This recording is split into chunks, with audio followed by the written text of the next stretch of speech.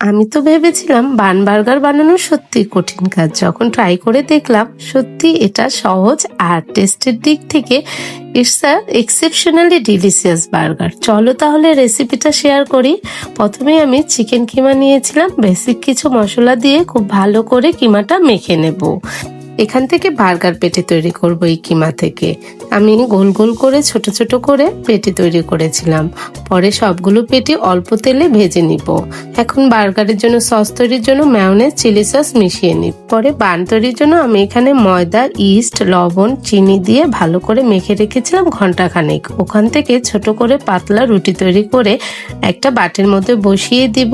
এরপরে সেই sauce, burger পেটি আর চিজ দিয়ে ভালো করে মুড়িয়ে বানের শেপ দিয়ে নিব।